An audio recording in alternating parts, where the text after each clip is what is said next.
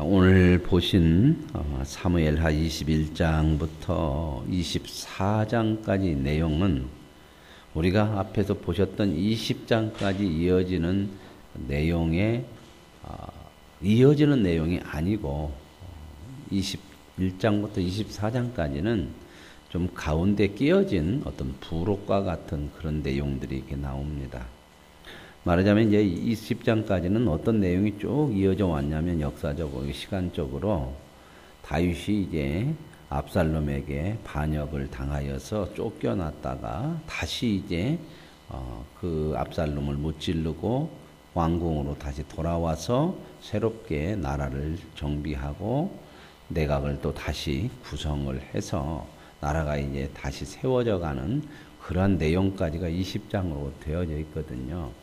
그리고 이제 오늘 21장에 보면 이런 내용이 이어지질 않고 끊어져 있어요. 끊어져 있고 어디까지 끊어졌냐? 24장까지 끊어져 있습니다. 그리고 25장부터 다시 20장에서 25장으로 넘어가서 연결이 되는데 이제 이 안에 다윗에 대한 믿음 또 다윗을 향한 하나님께서 어떤 은혜를 베푸시는가 하는 것들에 대한 이야기를 부록적으로 앞에 이야기도 좀 집어넣고 오늘 부분은 21장은 다윗의 초기 그때의 시간적으로는 다윗의 초기에 일어났던 일들을 좀 여기다 넣기도 하고 그리고 22장은 다윗이 하나님에 대한 찬양으로 고백하는 다윗의 기도요 찬양이라고 볼 수 있는 그런 내용들이 22장에 나옵니다. 그래서 이제 내일 또 이게 보실 23장, 24장의 내용들까지가 이제 부록같이 가운데 끼어져 있고 25장부터 20장에서 이제 연결이 되어지는 그런 역사적인 이야기가 나오게 됩니다. 그런 걸 여러분들이 조금 이해하시고 보시면 되겠습니다. 21장 1절 다윗의 시대에 해를 거듭하여 3년 기근이 있으므로 그러니까 이제 다윗이 아마 초창기 시대였던 것 같아요. 다윗이 이제 그 왕위에 올랐던 초기 시대에 3년 동안 기근이 있어서 다윗이 하나님 앞에 왜 이런 어려움이 나라에 기근이 있는지 기도를 했습니다. 그랬더니 하나님이 뭐라고 응답을 하셨냐면 사울이 기브온 사람들을 죽여서 피를 흘렸기 때문에 하나님께서 이러한 책망을 하신다 하는 이야기를 듣죠. 그래서 이제 기브온 사람은 어떤 사람들이냐? 기브온 사람들은 여기 말한 것처럼 2절에 이렇게 나오죠. 기브온 사람은 이스라엘 족속이 아니요 그들은 아모리 사람 중에서 남은 자라. 이 기브온 사람은 어떤 사람들이냐면 역사적으로 이제 출애굽에서 이제 이스라엘 백성들이 가나안 땅을 정복해 들어가는 과정 속에서 여러분들이 앞에서 이제 보셨는데 그 신명기 쪽에서 이렇게 보시고 앞에서 이렇게 이제 여호수아서에서 이렇게 좀 보시면 그런 내용이 나와요. 이스라엘 백성들이 이제 그 가나안 땅을 정복하기 위해서 처음 성인 여리고성을 정복을 하게 되죠. 그죠? 이제 가나안 땅 정복 처음 초기에 제일 먼저 여리고성을 정복을 하지 않습니까?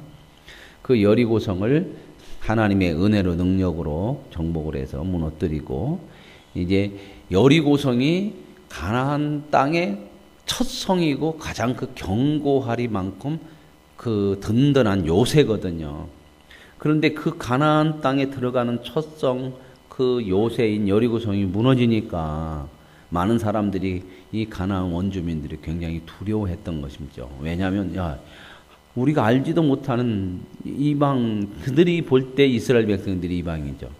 이방이 이스라엘이라는 사람들이 이렇게 들어와서 어떻게 저렇게 여리고성을 든든한 성을 전쟁도 하지 않고 자기네 신의 능력으로 이렇게 무너뜨렸냐. 그래가지고 이제 가나안 원주민들이 두려워하고 이거 이러다가 가만히 있으면 큰일 나겠다 그래서 자기들끼리 뭉쳐서 이스라엘과 대적을 하려고 하기도 하고 그런 상황이었거든요. 그런 상황에서 이제 한 족속이 있었는데 그게 누구냐면 아모리 족속이라고는 가나안 원주민이에요.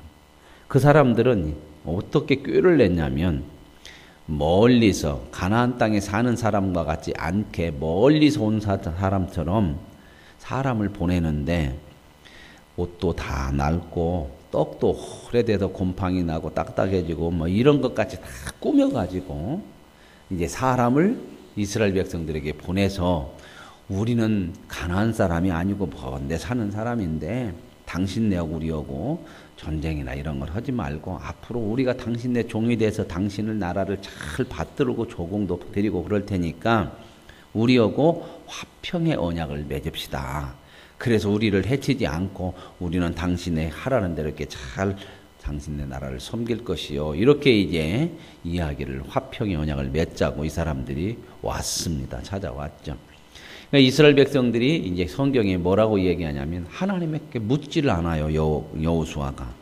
이게 누구냐? 이런 화평을 맺어야 되느냐? 왜냐하면 하나님께서 이스라엘 백성들에게 가나안 땅에 들어가서는 가나안 족속을 다 전멸시키라고 그랬거든요. 그랬는데 이제 이 사람들이 가나안 사람이 아니라고 그러고 멀리서 왔다고 그러니까 여호수아가 하나님 앞에 묻지 않고 그냥 덜컥 그러냐? 그러면은 왜냐하면 전쟁하는 것보다는 전쟁 않고 그냥 평화적으로 이렇게 해결하고 그 사람들이 자기네 종이 돼서 조공도 바치고 온다고 그러니까 그게 좋게 보이니까 그렇게 하자 하고 당신네 나라 우리는 전쟁하지 말고 당신들이 앞으로 우리를 잘 섬기는 걸로 해서 평화의 조약을 맺고 났는데 나중에 알고 보니 그 사람들이 속인 거죠.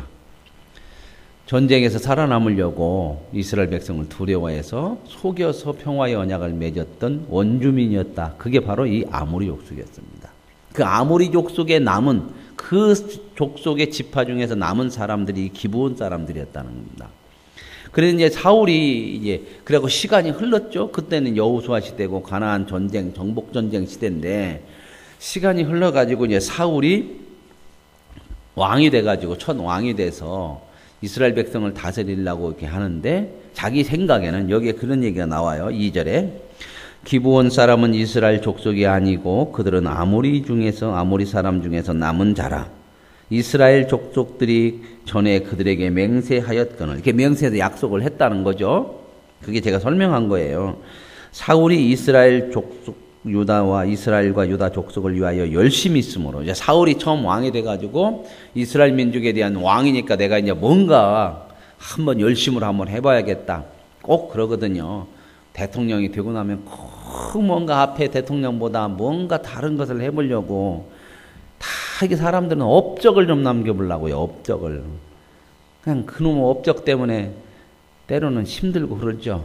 이제 또 이게 좀 심각한 문제가 일어나고 그 전에 박근혜 전에 이명박 대통령이 있을 때 그 4대강 만들어가지고 막 곳곳마다 막 다 막아갖고 보를 쌓고 이렇게 하는 바람에 자연적인 그런 생태계가 깨져서 여러 가지 녹조 현상, 뭐 많은 문제점들이 지금 많이 일어나거든요. 생태계가 파괴되어지고 이제 물론 찬반이 있습니다. 그것 때문에 아니다, 기다 막 그래서 서로 이제 많은 말이 있지만 이제 또 사람들이 정권이 바뀌니까 무슨 얘기를 하냐면은 이 문재인 정부 때는 이 보를 헐어야 된다. 헐어서 원래대로 이렇게 생태계를 복원시켜야 강도 살고 물도 살고 다 산다. 막 이런 얘기들이 좀 강하게도 나오거든요. 그게 이제 어떻게 될지 또 모르겠죠. 하여튼 바뀌면 뭔가 이제 그들과 다른 새로운 걸 해보려고 그러고 그 4대강 하면서 돈 엄청 많이 들어갔잖아요. 우리 돈 안 들어간 것 같으죠. 다 우리 돈 갖고 했어요. 세금 내서. 대통령이 그 돈 다 자기 걸로 가지. 앞으로 대통령은 자기 돈으로 하라고 할란가.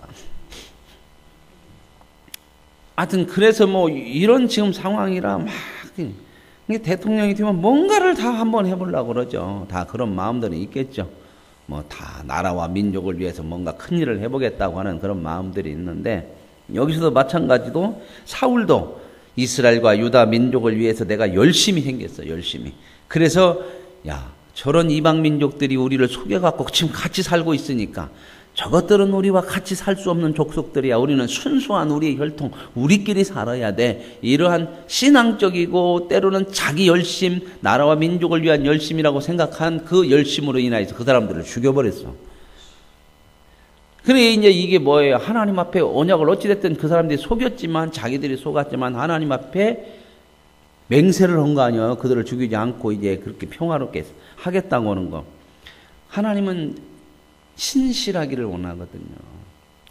내가 잘못해서 약속을 맺었다 하더라도 하나님은 그걸 신실함을 지켜내라고 하는 거죠. 내 이익이 아니다, 손해가 된다 해서 마음을 바꾸거나 이런 걸 하나님 원하지 않으시단 말이죠. 하나님이 왜 그래요? 신실하신 하나님이시잖아요. 저와 여러분에게 약속을 하고 하나님께서 저와 여러분을 이끌어 가시지만 저와 여러분이 하나님의 신실하심을 얼마나 많이 깨요? 하나님은 신실한데 우리는 안 신실해요. 그죠? 안 신실.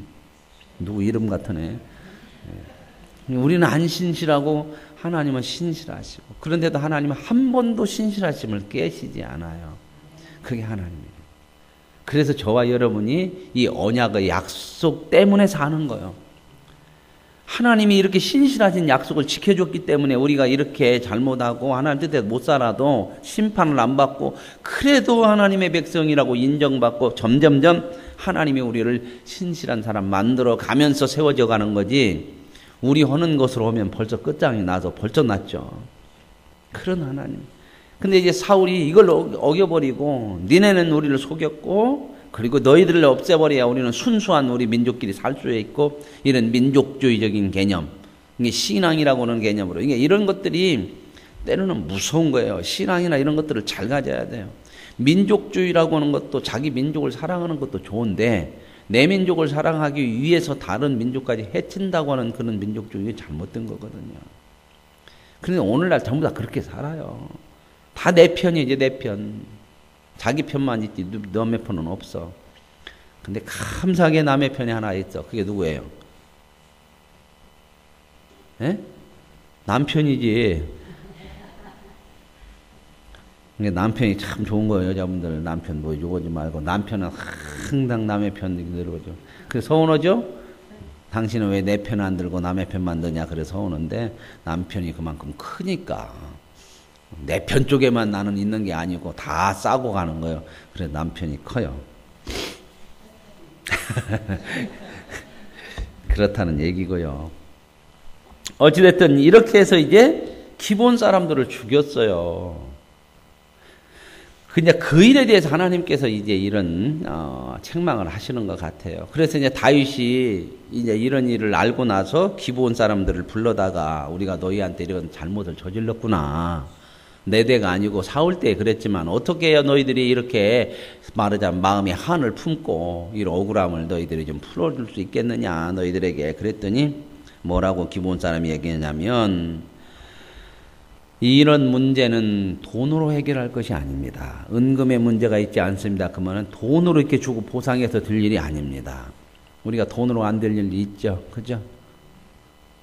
뭔 얘기예요?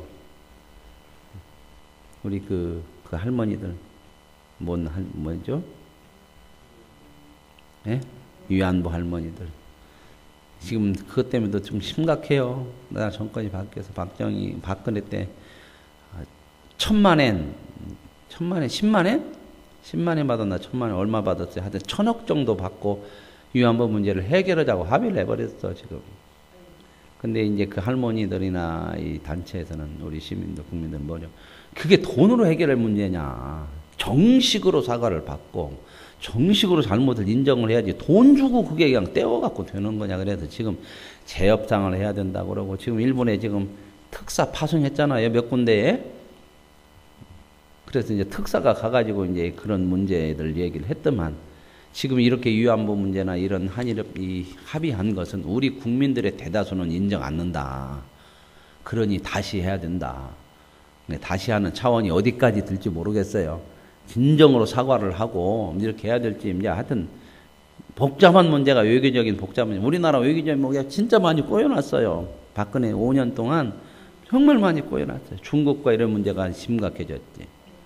미국과도 아주 이렇게 심각해졌지. 지금 일본과도 이렇게 돼 있지. 이게 앞에서 이렇게 잘못해놓으면 뒤에 다 뒤치다거리 하려면 또 힘들어요. 그래서 지금 대통령이 직접 이제 만나기 전에, 정상회담 하기 전에 특사를 보내서 뭔가 이게 좀 조율을 해놔야 될 거 아니요. 대통령이 그냥 딱 가갖고 아무것도 없으면은 세상 말로 촉발지잖아. 그죠? 정상회담으로 갔는데 뭔 결과를 갖고 와야 할 거 아니요. 그래야 백성들이 아이고 잘했다 그러고 우리 대통령이 참 열심히 했다고 그러지. 자기가 덜렁 가갖고 그래서 특사를 파송하는 거예요. 그러니까 여러분들이 기도하시면 여러분들도 특사로 보내려가 모르니까 뭐 일본이나 이런 데는 못 가도 모현동 특사로 보낸다든지. 그래서 지금 그런 준비들을 하고 있는데요. 많이 복잡하죠. 여러 가지 삐뚤어져 버리게. 이게 앞에서 잘못하면 나 하나 문제가 아니요. 그렇죠? 우리의 신앙이라고 하는 거 나 하나로 생각하면 안 돼요. 우리는 교회를 놓고 보더라도 교회의 신앙생활은 앞으로 몇백 년을 갈지 모르잖아요. 교회는 영원하게. 그러면 저와 여러분이 이 몇백 년에 앞선 이 부분들을 감당을 잘 해야 돼요. 교회도. 그래야 교회다. 가정도 마찬가지요. 나 하나로 끝나는 게 아니요. 내 신앙을 통해서 자식들이 하나님은 우리에게 몇 대까지 복받기를 원한다고요? 1000대까지 이게 끝이 없이 하나님은 이어갈 것인데 내가 잘못해버리면 나 하나로 끝나는 것이 아니라 거기에 영향이 내 자손과 자손과 자손. 반대로 내가 정말 하나님 앞에 바르게 서면 자손과 자손이 대대로 이어서 아름다운 믿음의 사람으로 서갈 수 있고 복받는 가정이 될 수도 있는 거잖아요. 그래서 이게 굉장히 중요한 책임을 가져야 됩니다. 그런데 이제 사울이 덜컥 이런 일을 저질러 놨고 이제 다윗이 이걸 뒤치다거리를 하려고 하니까 이 사람들이 이건 돈 문제로 될 수 있는 것이 아니다. 그리고 뭐라고 얘기하는가 보세요. 이런 문제들이 이제 기브온 사람이 4절 보세요. 기브온 사람이 그에게 대답하되 사울과 그의 집과 우리 사이의 문제는 이렇게 사울이 죽인 거 이런 문제는 은금에 있지 아니하고 이스라엘 가운데서 사람을 죽이는 문제도 우리에게 있지 않다. 이 사람들이 요구하는 건 뭐예요? 은금의 문제가 있는 것이 아니라 돈 문제가 아니고 어떻게 해야 된다? 그들이 우리를 죽였으니 우리를 죽인 그 사울의 당사자들, 그들 사람, 그 집안 사람들도 책임을 물어야 된다. 그렇죠. 그들에게도 죽여야 되는 죽임을 물어야 된다. 그 얘기죠. 그래서 여기서 그 얘기요. 사람을 죽이는 문제가 우리에게 달려있지 않지 않느냐. 우리가 죽이고 싶다 해도 못 죽이는데 이 이야기를 하는 것은 뭐냐면 그 사람들은 당연히 거기에 대한 책임을 지고 죽어야 된다. 그래야 해결된다. 이렇게 얘기죠. 근데 이게 좋은 해결 방법이 아니에요. 안 좋은 거죠. 피에 피를 낳는 거잖아요. 근데 이제 다윗은 또 그 문제를 해결하기 위해서 그 사람들의 말을 들어주고 이제 그러면 어떻게 했으면 좋겠냐? 그랬더니 이제 뭐라고 그러냐면 우리를 이렇게 학살했으니 그렇게 학살한 사람의 그 족속, 그 가족에서 7명을 내돌라. 그러면 우리가 그 사람들을 죽여서 우리 한을 좀 풀고 이 문제를 해결하겠다. 이 세상은 이렇게 늘 복수해야 되고. 근데 하나님은 뭐라고 그래요? 원수 갚지 말라고 그러거든요. 그러니까 다윗은 어떻게 해요? 자기가 또 이 문제를 풀어서 나라를 좀 화평하게 하고 이렇게 또 이제 기근도 있고 그러니까 그 문제를 해결하려고 7사람을 내주는데 이제 사울 집안에 7사람을 내줘야 할 거 아니에요. 그 사람이 당사자니까 사울이. 그런데 이제 그 요나단의 아들 무비보셋은 다윗이 이렇게 좀 아끼고 있는 사람 아니에요. 불러다가 자기 왕궁에서 아들과 같이 이제 먹이고 하는 사람이니까 그는 쏙 빼고 그래서 다 이게 팔은 안으로 다 굽는 거죠. 그죠? 쏙 빼고 이제 누구? 왕이 이에 아야의 딸 리스바에게서 난 자, 곧 사울의 두 아들. 그러니까 사울의 첩들이 있어 왕이니까 그 첩들에게서 난 자식들 7명을 뽑아갖고 그게 참 재수없게 또 걸려갖고 그러죠. 그래갖고 이제 그 사람들에게 넘겨줬더니 그 사람들이 가서 죽였다. 그랬더니 이제 10절에 보세요. 이런 얘기 또 슬픈 이야기가 있어요. 아야의 딸 니스바가 아야의 딸 니스바라고 하는 건 사울의 첩이요. 이 사람의 아들도 뽑혀갖고 좋은 일에 뽑히는 것이 아니라 뽑혀갖고 죽임을 당해요. 그러니까 그 어머니 아야의 딸 니스바 어머니가 이 니스바가 자기 아들이 죽었잖아요. 사울이 그랬는데 이제 갑자기 이제 시간이 한참 흘렀는데 이런 일을 당하고 나니까 얼마나 슬퍼요. 우리 자식이 갑자기 그랬어 봐.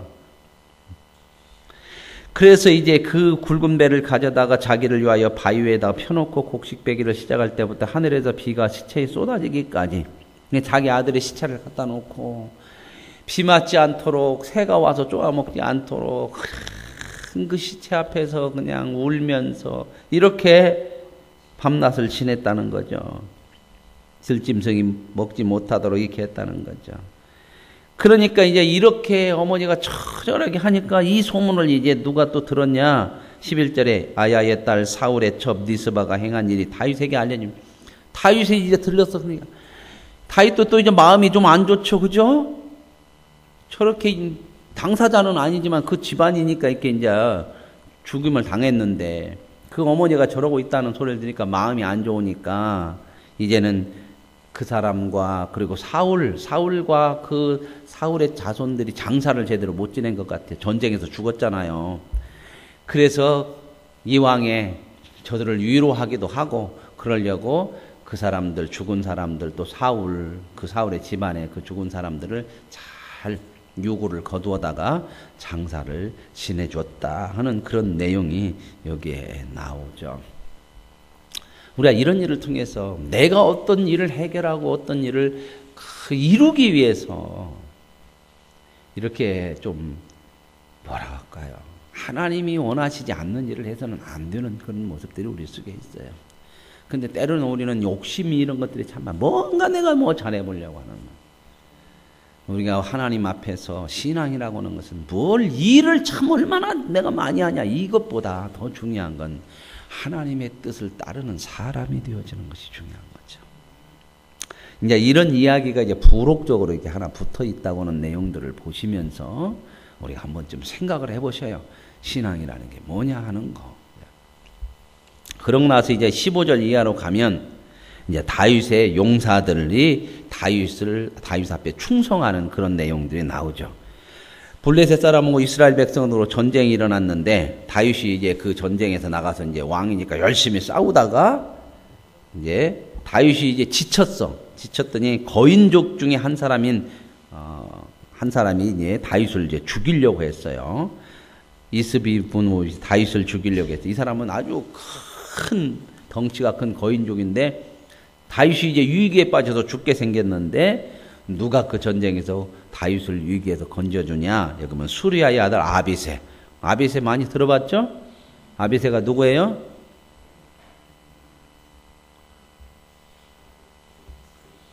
아비새는 이 아비가 누구냐면 새요.